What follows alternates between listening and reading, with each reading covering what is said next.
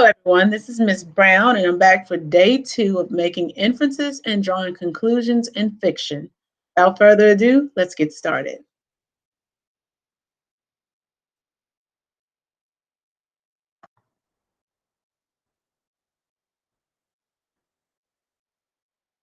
Day 2.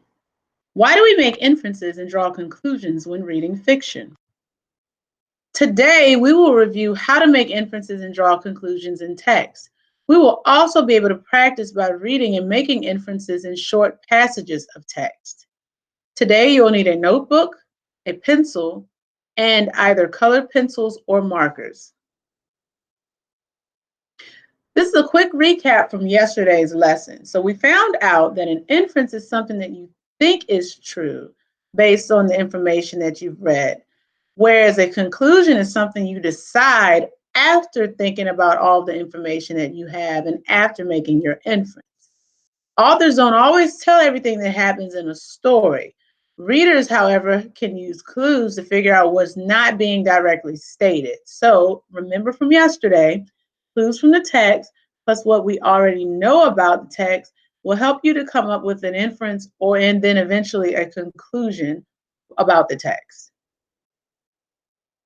Today, for guided practice, you will complete an inferences chart activity. So using your markers and paper, you'll draw an inference chart to remind you of how to make inferences when reading fictional text.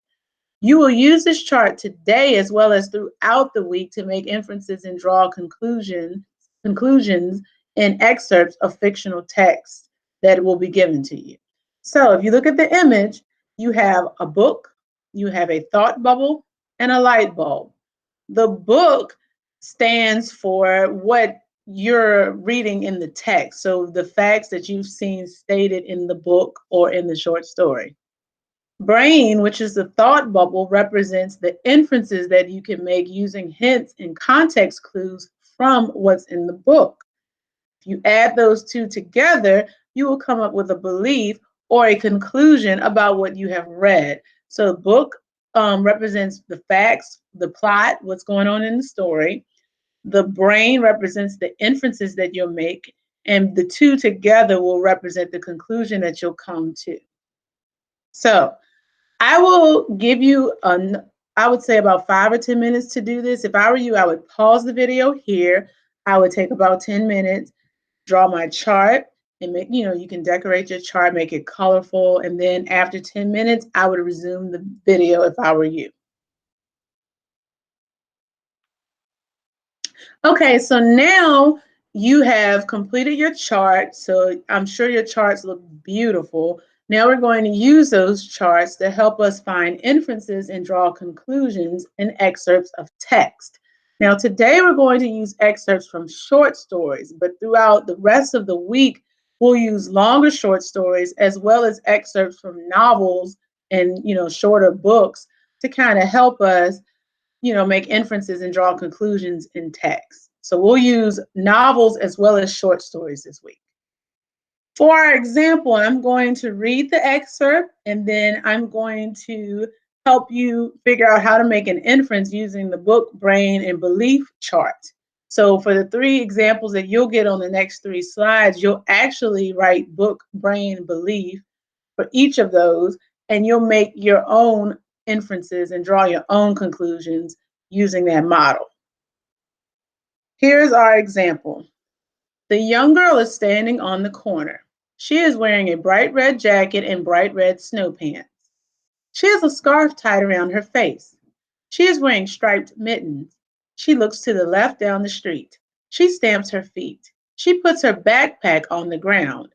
She looks to the left down the street again. So for book, we wrote that the young girl is wearing winter clothing and she's standing outside. Brain, it is probably winter time. And you can tell that by what she's wearing, her attire. She has on snow pants, she has on mittens, she has a scarf around her neck. So we know that she's standing outside. We know she's wearing winter clothing and it's probably winter time. And they also mentioned that she's standing on a corner. So our belief is that the girl is probably trying to cross the street on a snowy day, because what happens in the winter? we usually get snow. And being that she's standing on the corner and she's looking down the street, it's possible that she's trying to cross the street. So we can assume that that is what is happening based off of the inferences that we've made as well as the facts in the text. Okay, this is your first excerpt. So again, in your notebook, I need you to write book, brain, and belief. I'll read the excerpt and the questions, and then we'll move on to the other two excerpts, and then we'll go over the responses at the end. Excerpt number 1. Kyle ran into his house, slamming the door behind him. He threw his book bag on the floor and plopped onto the couch. After 6 hours of playing Fortnite, he ate some pizza and fell asleep with a slice on his stomach and his feet on his book bag. When Kyle came home from school the next day, he was noticeably distraught. He balled up his report card and placed it inside a soup can in the garbage. He then flipped the soup can upside down in the garbage and arranged loose pieces of trash over it. As he plopped down on the couch, he let out a sigh and picked up his controller. Book. What is happening in the passage? Brain. Why does Kyle seem upset? Belief. What do you believe has happened?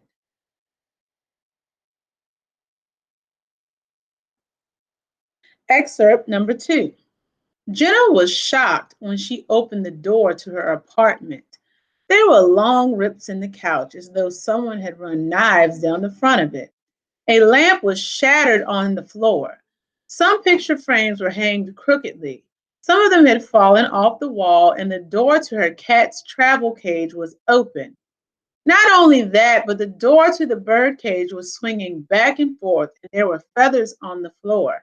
She could have sworn that she had locked her cat in the travel cage before she left for work. At first, Jenna thought it might have been burglars. Oh no, she thought. Someone broke into my apartment, trashed the place, and stole my cat. Then she heard the cat meowing in her bedroom.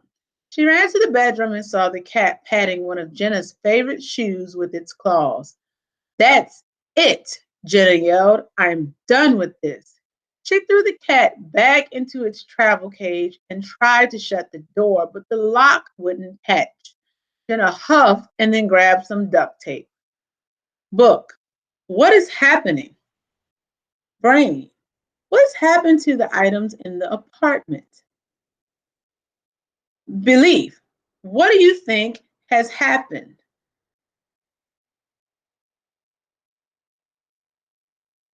Excerpt 3. Mike got out of the driver's seat of the classic car. He looked at the mailbox and then at the bumper. The mailbox was smashed and bent. The shiny chrome bumper had a dent about the size of a football around the passenger side. Mike shook his head and got back in the driver's seat. He knew what he had to do. He didn't want to do it, but he had to. He drove back home and sat in the driveway for a few minutes, holding his head in his hands. Mike's dad came out of the house carrying a black garbage bag. He smiled and waved at Mike as he passed the driver's side of the car. Then he looked again as he walked past the passenger side of the vehicle. His mouth dropped open and he let go of the garbage bag. Book. What is happening? Brain. Why does Mike seem nervous? Belief.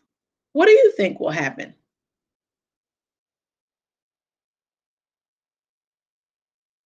Here are the answers. Excerpt 1. Book. Kyle is upset. Kyle is playing his video game after school instead of completing his homework. Brain. Kyle has a bad report card and is trying to hide it. We can make that inference because it says he rips it up, puts it in a soup can, and rips paper over it after he flips the soup can over in the trash can, which leads to our conclusion that Kyle had poor grades because he plays video games too much. He hides his report card in the trash can. Excerpt 2. Book. Jenna finds her apartment in disarray. Brain. Jenna's furniture is ripped and broken. Her bird cage is open and her cat is not in its cage. We know this because the furniture has ripped their bird feathers on the floor and the cat is missing.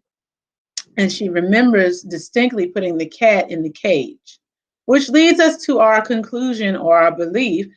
Jenna's cat has destroyed her home and eaten her bird. Excerpt 3. Book. Mike is driving a classic car when he hits a mailbox. Brain.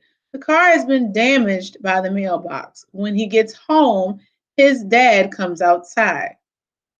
We can tell this because it says when he gets out of the car that the bumper has a dent, which leads us to believe that Mike has borrowed his dad's car, which he damaged when he hit a mailbox. His father is upset about this. You could also add an inference about how Mike feels, because if you notice when he gets back in the car, he puts his head in his hands, which lets you know that he's distraught about having caused damage to the car. So now that we've completed our independent practice, we'll close with our written reflection. So today's directions are to think of a famous person from the past. If you could ask them one question, what would it be? Write the question that you would ask. Then make an inference about how you feel that he or she would respond to that question. I want you guys to get really creative with this. And again, you're responding to these questions in your notebook. So you should have a written reflection every night. Tomorrow's lesson, we will recap what we learned today. Then we will move on to making inferences with characters in fiction. So we'll not only make inferences about the text itself, but we'll make inferences about the types of characters in the text and the traits of the characters and so forth. Then we'll practice with a short story activity.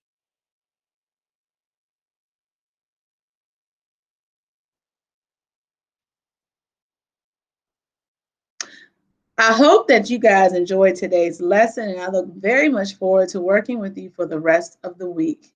Please make sure you get those written reflections done and take care.